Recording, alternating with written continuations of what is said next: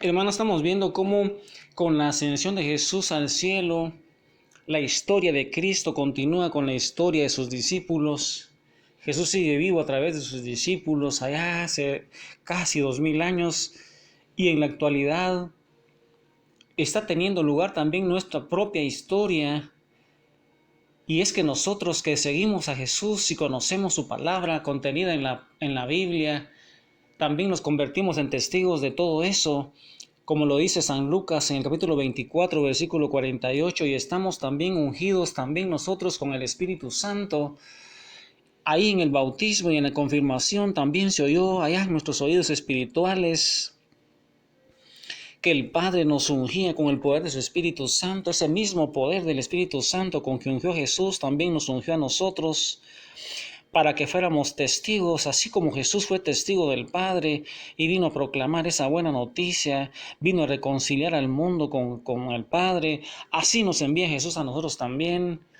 Y la primera acción que toma San Pedro antes de la venida del Espíritu Santo es la elección del apóstol que deberá sustituir a Judas, y queda escogido. Entonces nos va a decir ahí en los Hechos de los Apóstoles, nos va a decir que San Pedro es el que comanda a los apóstoles y va a escoger a Matías. Y yo quisiera hoy, hermano, que buscaras Hechos de los Apóstoles, capítulo 1, versículo 15 al 26. Hechos de los Apóstoles, capítulo 1, versículos del 15 al 26. Y en ese trozo, hermano, San Pedro va a tomar la palabra. Van a haber muchos discípulos y él va a dar un discurso tan lindo, hermano.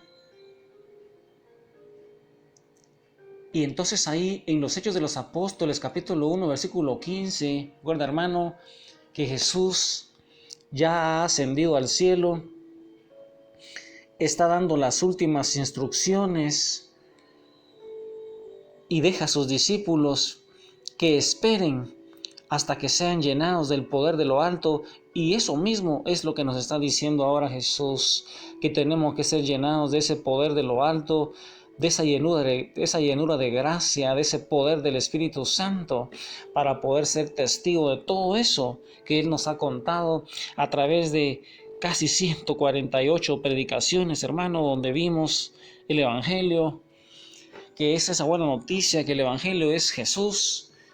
Y en los Hechos 1:15 dice así: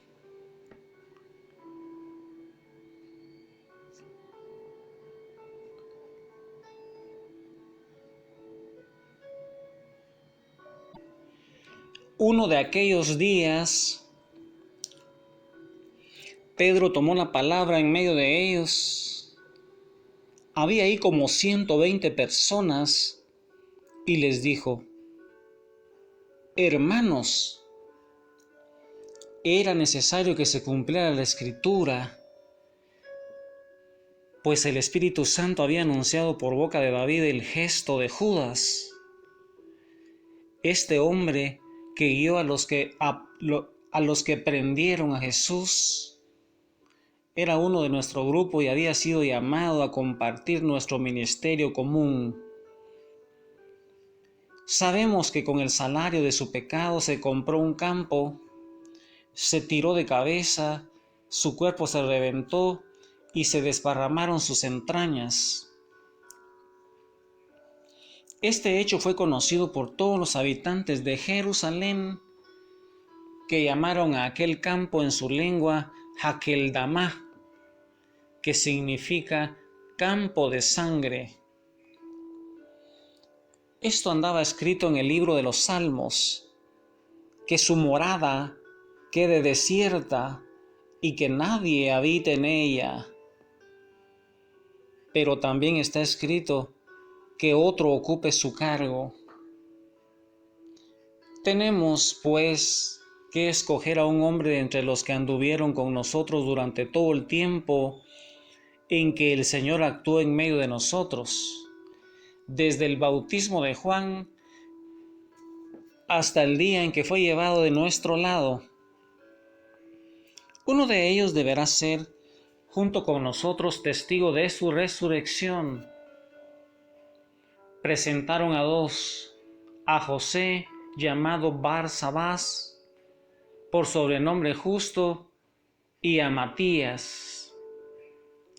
Entonces oraron así: Tú, Señor, conoces el corazón de todos.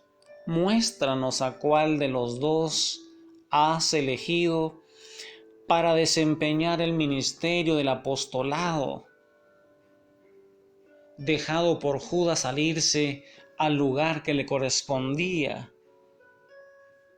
Echaron a suertes entre ellos y le tocó a Matías, que fue agregado a los 11 apóstoles. Palabra de Dios. Mira, hermano, cómo San Lucas describe magistralmente cuál fue la primera acción que tomó San Pedro en ese momento en que había que ocupar el lugar que había dejado Judas.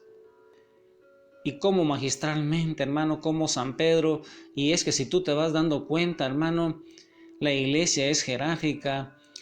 En muchos textos del Evangelio ya habíamos visto cómo ese primado de Pedro, siempre Pedro aparece a la cabeza, y es que para que no existan divisiones necesitamos nosotros esa unidad en culto, esa unidad en la interpretación de las Escrituras, una sola fe, un solo bautismo, un solo Dios, hermano. Porque ahora ya tú puedes escoger a dónde te quieres ir, donde tú te sientas donde tú sientas más bonito, hermano. Ahí es en donde las personas están, donde los traten bien, en donde los reciban y todo. Pero Jesús fundó una iglesia, hermano. Y si tú ves problemas en tu iglesia, en lugar de irte, lo que tienes que hacer es orar, tienes que ser un buen testimonio para que esas personas no se vayan de tu iglesia y no sigan dividiendo ese cuerpo de Cristo, porque hay 33,000 denominaciones, hermano. Y si nosotros quisiéramos ir a predicar a países que no conocen a Jesús, como los chinos, como los musulmanes, y llegáramos nosotros a pelearnos como lo hacemos acá, hermano, ya solo con ese testimonio, ese mal testimonio, haríamos que y eso es lo que está sucediendo en esos países, hermano, donde hay un anglicano, un episcopaliano, un neopentecostal, y llega un católico, y entonces, hermano, eso ha causado mucho conflicto en nuestra iglesia, y el deseo de Jesús, el deseo del Padre es que todos seamos uno, como el Padre es uno con nosotros. Hermano, entonces, ahí donde estás, al lado de María Santísima, meditando las Escrituras, en este momento, ponte en oración, hermano, meditando las Escrituras, qué es lo que te quiere decir el Espíritu Santo a ti. Y ahí donde estás, síguele pidiendo al Padre que te llene de su sabiduría, que te llene de su Espíritu Santo, para que tú, hermano, puedas ser esa persona que lleve a los pies de Jesús a muchas otras que están sedientas de conocer. Ahí donde estás, hermano, entonces, levanta tus manos al cielo. Cierra tus ojos, hermano, y alaba a tu Señor, que está ahí con la Trinidad, ahí en el cielo con todos los ángeles, con todos los santos. Está esperando que los hijos de Él aquí en la tierra, peregrinando en esta iglesia terrenal, levantemos nuestras manos al cielo y nos postremos ante su presencia con esos 24 ancianos para alabarlo, para adorarlo, para decirle cosas lindas, para decirle que Él es nuestro Creador, nuestro Señor, nuestro Salvador, pero que sobre todo es ese Padre bueno, ese Padre maravilloso. Y ahí donde estás, hermano, dile entonces, levanta tu voz al cielo, porque el Padre y Jesús y el Espíritu Santo son dignos de toda alabanza. Y es que cuando alabamos y adoramos Él derrama su Espíritu Santo, nos bendice, nos cambia, nos transforma, nos da gozo, y por eso nosotros levantamos nuestras manos al cielo y le cantamos. Te bendecimos, te adoramos porque tú eres grande, porque eres poderoso, porque eres maravilloso, porque eres majestuoso, porque tú eres ese arquitecto por excelencia, porque tú eres mi creador, mi Señor y mi Dios. No soy producto del azar, sino que soy producto de tu amor maravilloso, porque tú me creaste, Señor, para que yo fuera libre, para que estuviera en tu presencia. Por eso te alabo, te bendigo, y mi corazón no descansa hasta que repose en ti, como decía San Agustín. Te bendecimos, Padre, y te adoramos como comunidad, como iglesia. Derrama tu Espíritu Santo, derrama un espíritu de alabanza para que podamos verdaderamente llevar a todas las naciones ese mensaje de salvación, porque tú, Padre, estás llamando y escogiendo a esos 144,000 santos que son simbólicos para que de la mano de Jesús seamos arrebatados con Él y con esa iglesia celestial, cuando Él venga a juzgar a vivos y muertos, cuando venga con poder y gloria, nosotros como esa iglesia fiel podamos recibir ese segundo Pentecostés y esas bodas del Cordero. Padre, recibe nuestra alabanza, te bendecimos, te adoramos. Y hermano, ¿de dónde estás? Con María Santísima, con todos los ángeles, con todos los santos, lleno del Espíritu Santo, en el nombre de Jesús, sigue alabando, sigue bendiciendo a ese Padre bueno, a ese Padre maravilloso que envió a Jesús a morir en la cruz del Calvario para que tú y yo fuéramos libres. Y nos dejó una madre, nos dejó una iglesia, nos dejó una madre maravillosa, y ahí con San Juan nosotros nos la hemos llevado a nuestra casa para que en el cenáculo de su corazón nosotros sigamos meditando las Escrituras llenos del Espíritu Santo.